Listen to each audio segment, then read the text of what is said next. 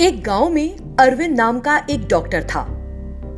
राजू और रामू नाम के दो आदमी उसके लिए काम कर रहे थे। हालांकि अरविंद एक डॉक्टर था, लेकिन उसे नई चीजों के बारे में जानने में दिलचस्पी थी। वो नए नए प्रयोग करता रहता था। एक दिन उसने एक नई दवा का आविष्कार किया।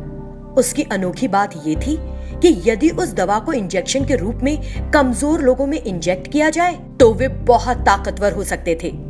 डॉक्टर ने उस दवा का परीक्षण सबसे पहले राजू या रामू पर करने की सोची और उनसे कहा, रामू राजू, मैंने एक दवा इजाद की है। तुम दोनों काफी कमजोर दिखते हो ना।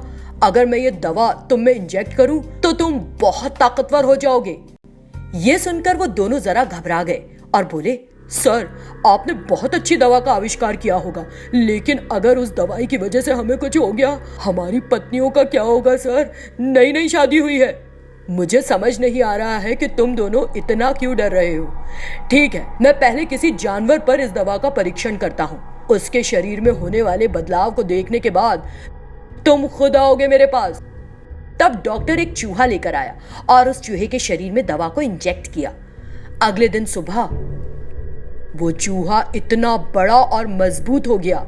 राजू और रामू हैरान रह गए और बोले, डॉक्टर साहब, आपने जो कहा था वो तो सच है। उस चूहे का आकार बढ़ गया है और वो इतना बलशाली हो गया है। अब आप उस दवा को फौरन हमारे शरीर में इंजेक्ट कर दीजिए, फिर हमारे भी डोले शोले हो जाएंगे, जैसा तुम कहो। तब डॉक्टर अरविंद ने उस दवा को उनके शरीर में इंजेक्ट कर दिया। अगले दिन वो दोनों भी काफी ताकतवर हो गए और डॉक्टर के पास आए, लेकिन डॉक्टर तो फर्श पर घायल पड़े थे। क्या हुआ डॉक्टर साहब? मैंने जो प्रयोग किया था वो असफल रहा। विशाल शरीर वाला वो चूहा एक दानव चूहे में बदल गया है। मुझे समझ नहीं आ रहा है कि अब मैं क्या करूं। वो दानव चूहा गांव में दाखिल हो गया है। कुछ करो और उसे रोको। तुरंत राजू और रामू गांव भागे। पहले से ही दानव चूहे ने कई लोगों को मार डाला था और उन्हें खा रहा था। राजू और रामू उस दानव चूहे के पास गए। उन्हें देखकर राक्षस चूहा उन्हें मारने के लिए पास आया। इस बीच उन्होंने उस दानव चूहे को एक बड़े चाकू से मार डाला। वो दानव चूहा वहीं मर गया। तब राजू और रामू दौड़कर डॉक्टर के पास गए और उन्हें बात बताई। डॉक्टर साहब, हमारा क्या होगा अब? क्या हम भी कल सुबह तक राक्षस बन जाएंगे? वो अफसोस करते हुए रोने लगे। प्लीज मुझे माफ कर दो। मुझे नहीं पता था कि ऐसा हो जाएगा।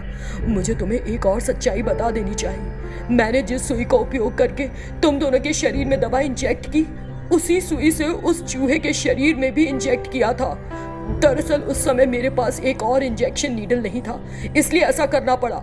डॉक्टर होते हुए इतनी बड़ी गलती सर। राजू, रामू, मेरे साथ चलो अभी। डॉक्टर उन्हें अंदर ले गया और एक खंभे से बांध दिया। सर, आपने हमें इस तरह क्यों बांध दिया है? क्योंकि अगर तुम कल राक्षस में बदल जाओ तो तुम बाहर निकलकर और लोगों को ना मार डालो। मुझे माफ कर देना, मैं कुछ करके तुम्हें फिर से सही करूंगा, पक्का। ऐसा कहकर उसने उन्हें फिर से नॉर्मल करने के लिए प्रयोग करना शुरू कर दिया।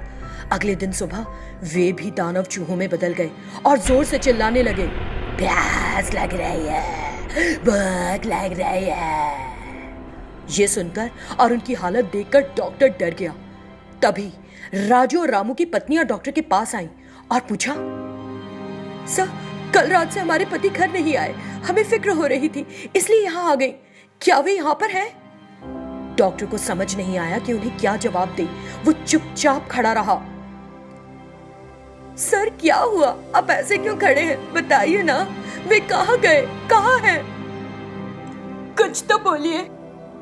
तो डॉक्टर ने उन्हें बताया कि क्या हुआ और दिखाया भी। उन दैत्य चूहों को देखकर वो दोनों पत्नियां डर से कांप गईं। सर, आपने क्या कर दिया? हमारे पतियों की क्या हालत हो गई है? अब क्या करेंगे? क्या करेंगे? चिंता मत करो, मैं कुछ करूंगा और उन्हें ठीक कर दूंगा।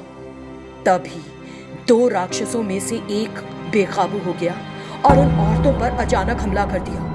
उसने दोनों को मार डाला और खा गया, जिसे देखकर डॉक्टर घबरा गया और वहां से भाग खड़ा हुआ। वो गांव में भागने लगा। वो राक्षस चूहा भी उसके पीछे पीछे भागने लगा। उस दानव चूहे को देखकर सभी गांव वाले डर गए। जब राक्षस चूहा डॉक्टर को मार रहा था तो एक आदमी मदद के लिए आया। उसने राक्षस चूहे को मार डाला। डॉक्टर वहां से भागा और एक बड़े चाकू से अंदर बंधे हुए दूसरे दानव चूहे को मार दिया। इस तरह राजू और रामू दोनों की मौत हो गई। मेरे इस बेकार प्रयोग की वजह से कितने लोगों की जान चली गई। मैंने एक बहुत गलत काम किया है, अपने पेशे पर दाग लगाया है। बिना सरकारी अनुमति ऐसा प्रयोग नहीं करना चाहिए था। मुझे जीने का कोई अधिकार नहीं है। इस तरह उसे बहुत गिल्ट महसूस हुई। फिर उसने चाकू खुद को मारकर खुदकुशी कर ली। इस तरह उसकी कहानी भी खत्म हो गई। लेकिन उन ग्रामीणों को सच्चाई का पता नहीं लग पाया कि ये सब डॉक्टर के गलत प्रयोग की वजह से हुआ था।